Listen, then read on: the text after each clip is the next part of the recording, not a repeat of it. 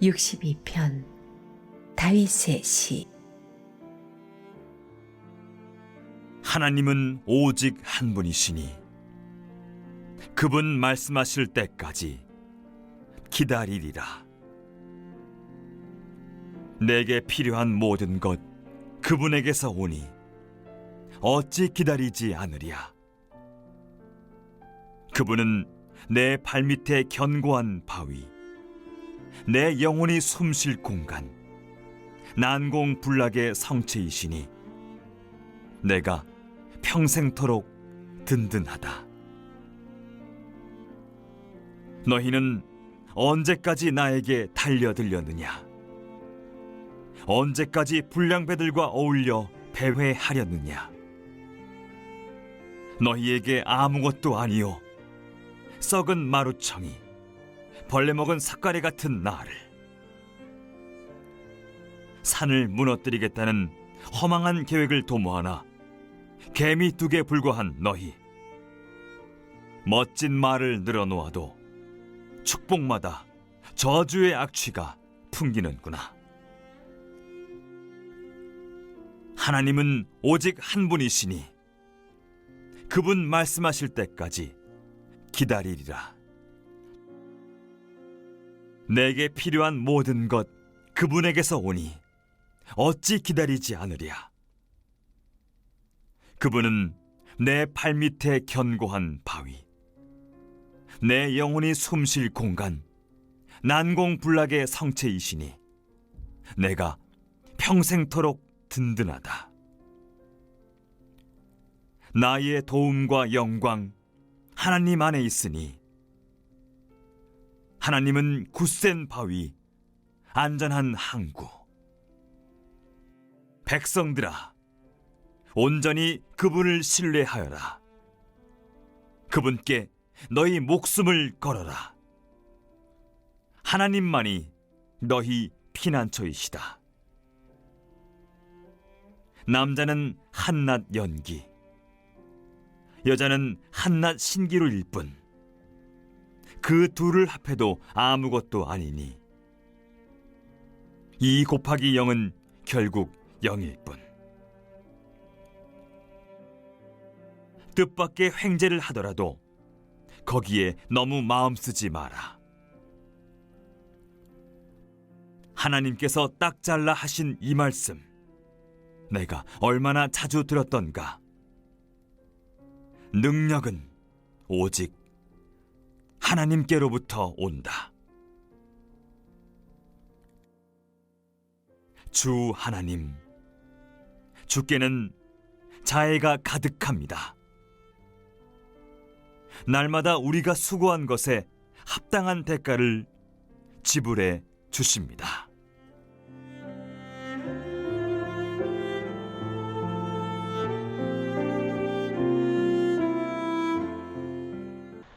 신뢰 그리고 침묵, 외침, 시선에 대해 묵상해 보시기 바랍니다. 62편 표제에서 핵심이 되는 부분은 여두둔에 따라 라는 표현입니다. 여두둔은 찬양대 지휘자 이름인 동시에 찬양 혹은 죄의 고백을 뜻하는 의미를 지닙니다. 62편 핵심 주제는 하나님 앞에 자신의 모습을 돌아보면서 하나님이 어떤 분이신지 고백하는 데 있습니다. 이 시편의 주인공은 하나님이십니다. 시편 62편은 시편 기자가 하나님을 잠잠히 바라보는 이미지로 시작합니다. 다윗이 침묵하는 이유는 오직 하나님께 있습니다. 왜 침묵하는 것일까요? 자신의 말로 어떤 무언가를 이룰 수 없기 때문입니다. 오직 하나님을 의지해야 함을 알기 때문에 말로 해답을 찾으려고 하기보다 입을 닫고 잠잠히 하나님을 기억하고 의지하려고 하는 것이죠.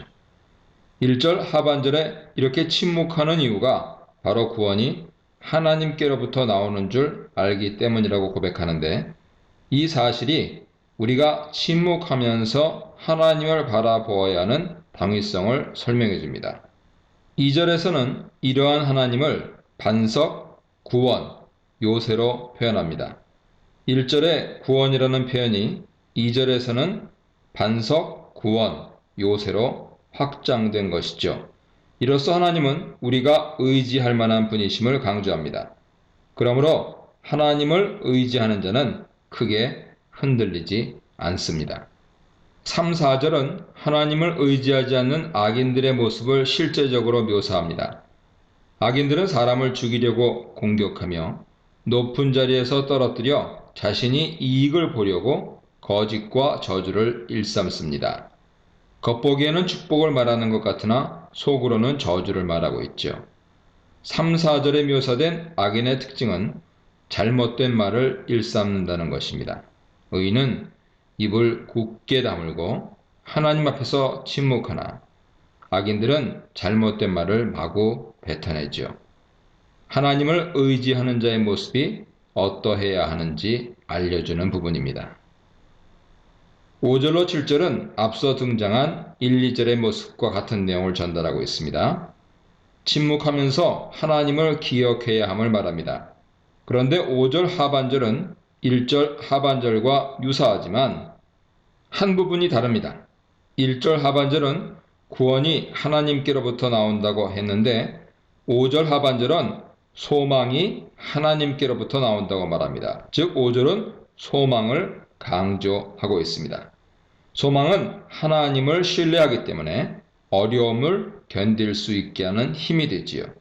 따라서 5절은 하나님 앞에서의 침묵이 우리에게 힘이 된다는 사실을 알려준다고 볼 수 있습니다. 6절은 2절과 거의 같은데 2절에 있던 크게 라는 말이 6절에는 등장하지 않습니다. 즉 2절에서는 내가 크게 흔들리지 않는다 했는데 6절에서는 내가 흔들리지 않는다 합니다. 6절의 의미는 나는 전혀 흔들리지 않을 것이다 하는 것이 되겠죠. 이제 하나님에 대해 알았기에 소망을 품으면서 결코 흔들리지 않을 것이라는 굳건한 믿음의 고백을 하고 있는 것입니다. 7절은 1, 2절에 나오지 않았던 부분으로 1절로 6절 전체를 요약해 주고 있습니다. 구원과 영광이 하나님께 있고 힘과 반석과 피난처도 하나님께 있음을 고백합니다. 7절은 모든 구원과 도움이 하나님으로부터 온다는 사실을 다시 한번 강조하는 것이죠. 우리는 섣부른 인간의 말을 쏟아내기보다 잠잠히 침묵하는 가운데 하나님을 의지해야 합니다. 하나님은 구원을 베푸시는 분이기에 하나님을 의지하는 자에게 구원을 주시며 그런 하나님을 의지하는 자는 소망을 품고 어려움을 이겨내게 됩니다. 8절부터는 62편 후반부가 시작되는데 다윗은 이제 자신의 고백을 서술하는 것을 넘어서서 공동체를 향해 가르침을 베풀고 있습니다. 8절은 백성들을 향하여 하나님을 의지하고 그 앞에 마음을 쏟아내라고 고백합니다. 하나님을 의지하라는 것은 62편 전반부에 이미 잘 서술되어 있습니다. 8절에서 새롭게 등장하는 것은 하나님 앞에서 마음을 쏟으라 하는 메시지입니다. 우리가 하나님을 의지한다는 것은 하나님 앞에 내 마음에 있는 모든 것을 쏟아 붓는 것입니다. 숨기지 말고 속이지 말고 정직하고 솔직하게 하나님 앞에 내어놓는 것이 바로 하나님을 의지하는 믿음의 행동이지요. 9절로 10절은 하나님을 의지하지 않는 잘못된 행동들을 언급합니다. 9절은 사람 존재의에 대해 설명하는데 인생은 아무것도 아니어서 심지어는 해별, 즉 짧은 숨결보다 더 가볍습니다. 즉 인생은 매우 짧고 그 의미를 찾을 수 없는 존재지요. 따라서 우리는 인생 즉 사람을 의지하면 안 될 것입니다. 10절은 재물을 의지하지 말라 가르치죠.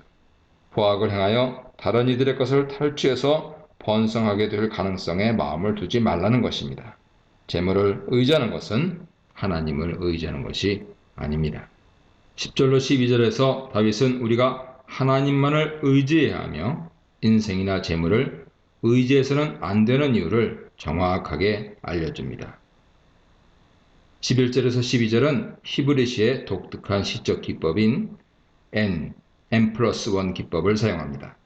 하나님께서 두 가지를 말씀해 주셨다는 것이죠. 첫째는 11절 하반절에 권능이 하나님께 속했다는 것이고, 둘째는 주님은 각 사람이 행한 대로 갚으신다는 것입니다. 히브리시의 n 플러스 1에서는 대부분의 경우 마지막에 등장하는 내용이 더 중요합니다. 즉 11절, 12절에서는 각 사람이 행한 대로 갚으시는 하나님이라는 내용의 핵심인 것이죠. 차례대로 생각해 보겠습니다. 11절에서는 하나님 권능을 언급합니다. 하나님은 능력이 있으셔서 자신을 의지하는 자들을 구원하시고 악인들을 심판하십니다. 그렇다면 그런 능력은 어떻게 행하여야 되는 것일까요? 그 내용이 바로 12절에 등장하는 것이죠. 하나님은 각 사람이 행한 대로 갚으십니다. 사람을 의지하면 그 사람이 숨결보다 가벼운 존재임을 우리 삶의 현장을 통해 보여주실 것이고, 재물을 의지하려 하면 그 재물은 마음둘 존재가 아님을 알려주실 것입니다. 하지만 우리가 하나님만을 의지하고 그분 앞에 마음을 쏟으려고 한다면 하나님만이 우리의 구원과 소망이 되시는 분임을 알려주실 것입니다. 이렇게 하나님을 의지하는 자들에게 구원과 소망을 베푸시는 분을 12절은 인자하신 하나님이라고 부릅니다. 주님 앞에서 마음을 쏟아내면서 다른 그 어떤 것도 의지하지 않으며 오직 하나님을 바란다면 인자하신 주님은 우리에게 구원과 소망을 베풀어 주실 것입니다.